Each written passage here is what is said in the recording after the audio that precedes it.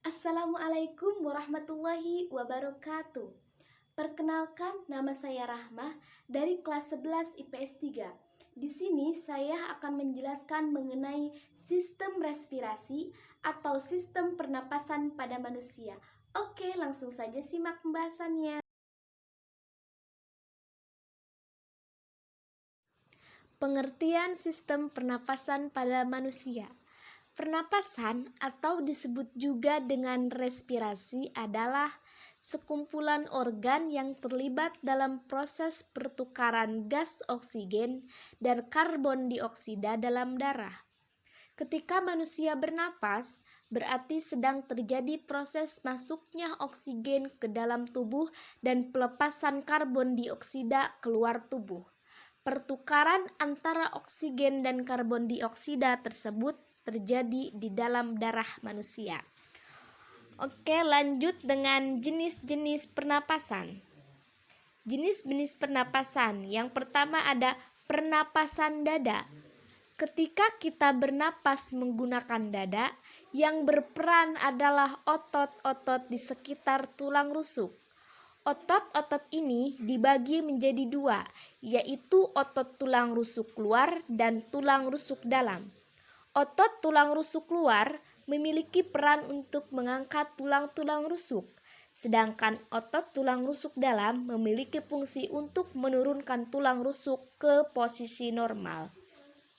2. Pernapasan perut. Proses ekspirasi pernapasan perut terjadi jika otot diafragma menjadi rileks dan otot yang ada di dinding perut menjadi kontraksi. Hal ini akan menyebabkan bagian dalam rongga perut menjadi terdesak ke arah diafragma, sehingga hal tersebut menyebabkan posisi diafragma menjadi cekung ke arah rongga dada. Selanjutnya ada fungsi sistem pernapasan pada manusia. 1. Menghirup dan menghembuskan udara atau bernapas. Pada paru-paru, udara dihirup melalui rongga hidung dan mulut. Selanjutnya akan bergerak melalui paring, laring, dan trakea, lalu menuju ke paru-paru. Selanjutnya, udara akan dihembuskan keluar dan mengalir melalui jalur yang sama. Ketika sedang menghirup udara, diafragma dan tulang rusuk terangkat. Saat volume paru-paru meningkat, tekanan udara turun dan udara masuk.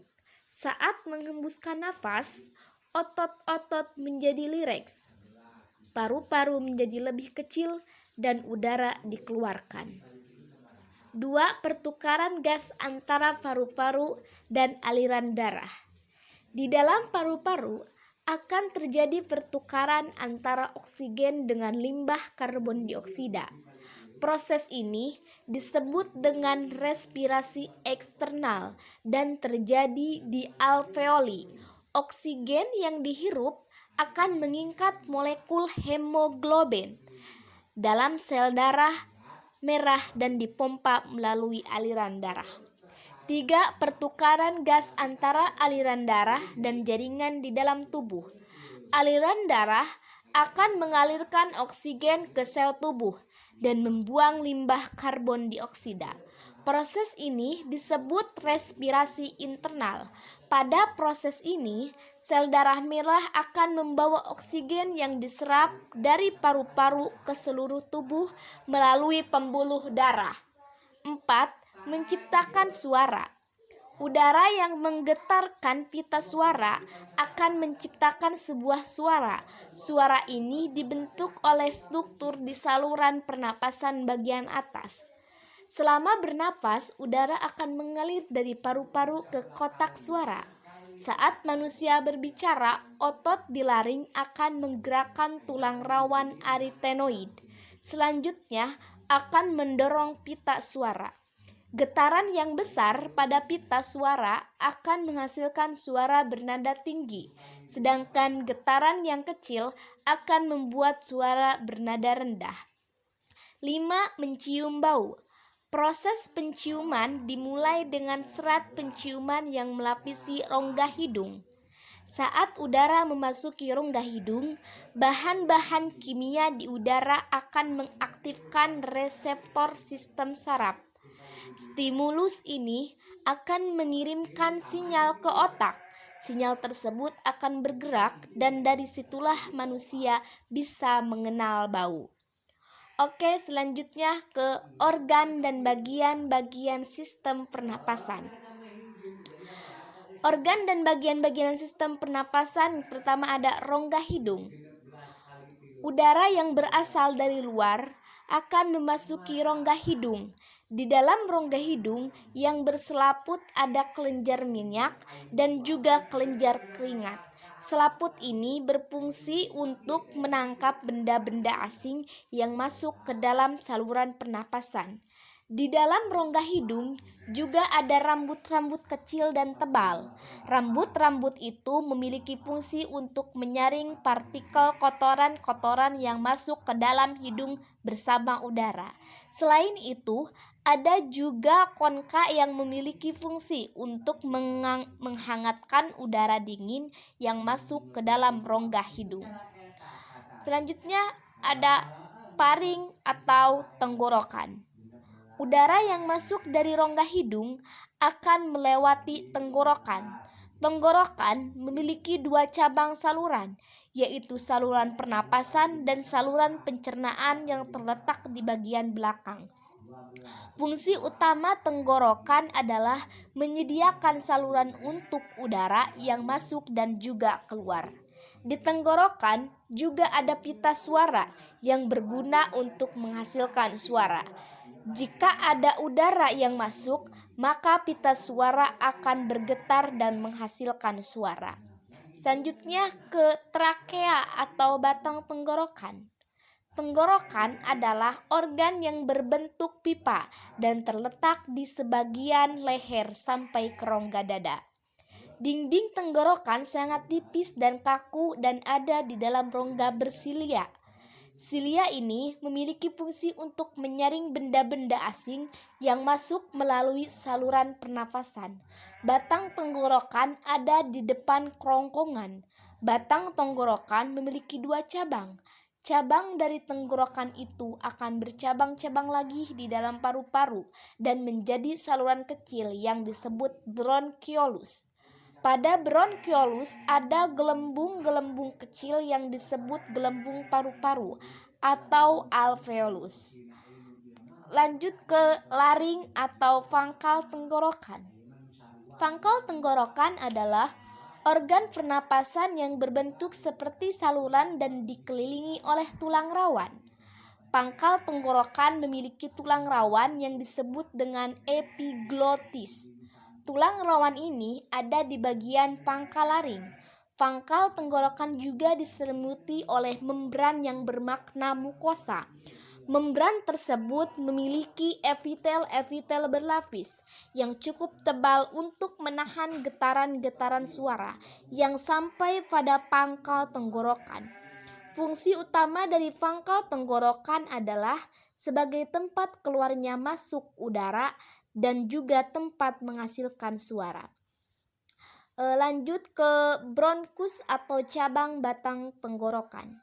Fungsi dari cabang tenggorokan adalah menyediakan jalan untuk udara yang ingin masuk dan keluar dari dan menuju paru-paru. Struktur dari batang tenggorokan mirip dengan struktur batang tenggorokan. Yang membedakan hanya tulang rawan di cabang batang tenggorokan memiliki bentuk yang tidak teratur. Pada cabang tenggorokan juga ada cincin tulang rawan yang melingkari dengan baik. Cabang-cabang tenggorokan memiliki cabang-cabang lagi yang disebut dengan bronkiolus. Batang tenggorokan memiliki dua cabang, yaitu cabang di sebelah kiri dan kanan. Kedua cabang itu mengarah kepada paru-paru dan bercabang lagi. Cabang-cabang kecil yang masuk ke dalam paru-paru disebut alveolus. Alveolus memiliki kapiler darah. Melalui kapiler-kapiler tersebut, oksigen dan udara menuju ke dalam darah. Lanjut ke pulmo atau paru-paru. Paru-paru berada di dalam rongga dada bagian atas.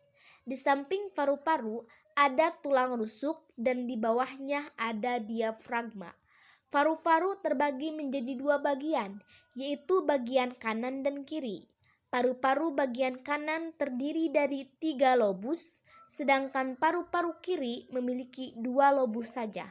Paru-paru diselimuti oleh selaput yang tipis.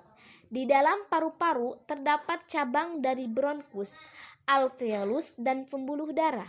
Bronkiolus memiliki cabang-cabang lagi yang disebut dengan bronkiolus respirasi.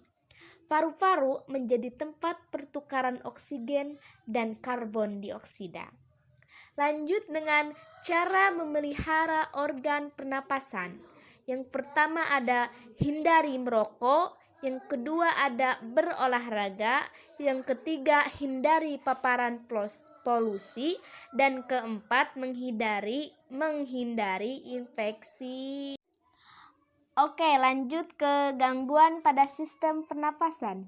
Gangguan pada sistem pernapasan yang pertama ada sinusitis. Sinusitis, peradangan atau pembekakan jaringan yang melapisi sinus atau pembekakan rongga hidung. Yang kedua ada faringitis. Faringitis, infeksi pada paring yang disebabkan oleh virus atau bakteri Streptococcus pharyngitis. Yang ketiga ada laringitis. Laringitis, infeksi pada laring yang disebabkan bakteri Legionella pneumophilia. Yang keempat ada asma. Asma, penyumbatan saluran pernapasan atas karena alergi atau genetis. Yang kelima ada difteri. Difteri, infeksi saluran pernapasan atas karena bakteri Corynebacterium diphtherial. Yang keenam ada tuberkulosis atau TBC. Infeksi pada paru-paru karena bakteri Mycobacterium tuberculosis menyebabkan bintil-bintil kecil pada alveolus sehingga difusi oksigen terganggu. Yang ketujuh ada pneumonia. Pneumonia, infeksi dinding alveolus karena bakteri Diplomus pneumonia. Akibatnya, alveolus penuh dengan nanah dan lendir sehingga oksigen sulit berdifusi. Yang kedelapan ada pleuritis. Pleuritis, infeksi pada fleu karena virus bakteri jamur. Yang kesembilan ada aspiksi. Aspiksi, gangguan pengangkut oksigen ke jaringan tubuh karena terganggunya fungsi paru-paru, pembuluh darah, atau jaringan pada tubuh. Kesepuluh ada hipoksia. Hipoksia, rendahnya kandungan oksigen di jaringan tumbuhan. Yang ke-11 ada emfisema. Emfisema, penyakit kronis akibat kerusakan alveolus pada paru-paru alveolus menggelembung secara berlebihan.